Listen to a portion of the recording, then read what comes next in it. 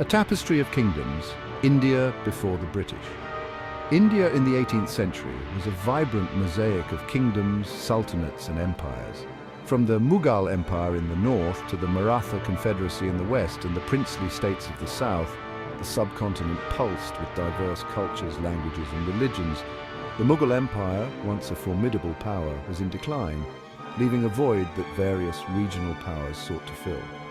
This fragmentation created a complex political landscape ripe for the entry of a new force, the British East India Company. The British East India Company, established in 1600, initially arrived on Indian shores with purely commercial interests. Their objective was to secure a share of the lucrative spice trade that had attracted European powers to the East for centuries. The company sought to establish trading posts and secure favorable agreements with local rulers to facilitate their commercial activities. They were particularly interested in Indian textiles, spices, and other valuable commodities that were in high demand in European markets. The company's early interactions with Indian rulers were largely characterized by diplomacy and negotiation. They presented themselves as humble traders, seeking permission to establish factories and conduct business within the existing framework of Indian laws and customs. However, the company's ambitions soon extended beyond mere trade. They recognized the potential for political and military influence in a land divided by internal rivalries and conflicts. From traders to conquerors, the East India Company takes root. As the Mughal Empire weakened, the East India Company found opportunities to exploit the vulnerabilities of regional powers. They began to intervene in local disputes, often taking sides in exchange for concessions and privileges. This strategy allowed them to gradually expand their influence and establish a foothold in various parts of India. The company's growing military presence, initially intended to protect their trading interests, became a tool for asserting dominance. The Battle of Plassey in 1757 marked a pivotal moment in the history of British colonialism in India.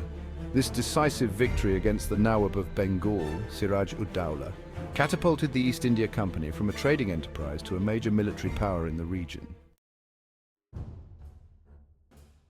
The victory at Plassey had far-reaching consequences for both India and Britain.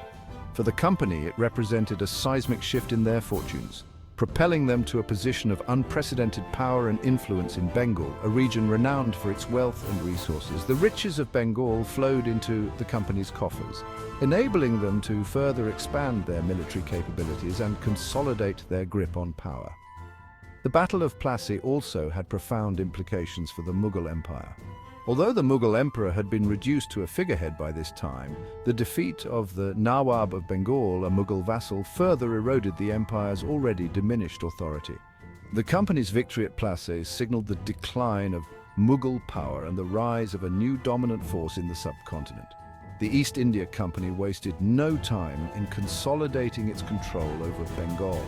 Having installed a puppet ruler, Mir Jafar, who was beholden to the company for his position, they proceeded to extract vast sums of money as tribute. The company's rapacious demands for revenue crippled the Bengal economy, leading to widespread impoverishment and hardship. The East India Company's strategy for expanding its dominion in India was rooted in a shrewd understanding of local power dynamics. They recognized that a fragmented India, riven by internal conflicts and rivalries, played to their advantage. Rather than engaging in direct confrontation with every ruler, the company adopted a policy of divide and rule, exploiting existing tensions and forging alliances to further their own ambitions. The company's mastery of diplomacy and intrigue allowed them to pit Indian rulers against each other, weakening their collective resistance to British encroachment.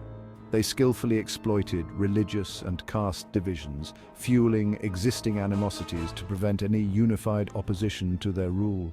By playing the role of kingmaker and power broker, the company ensured that Indian rulers remained dependent on their support, further consolidating their grip on power. The company's growing military presence was central to their strategy of expansion. Recognizing the need for a large and disciplined army to maintain control over vast territories, the company began to recruit Indian soldiers, known as sepoys, into their ranks. These sepoys, drawn from various communities across India, were trained and equipped along European lines, forming the backbone of the company's military might.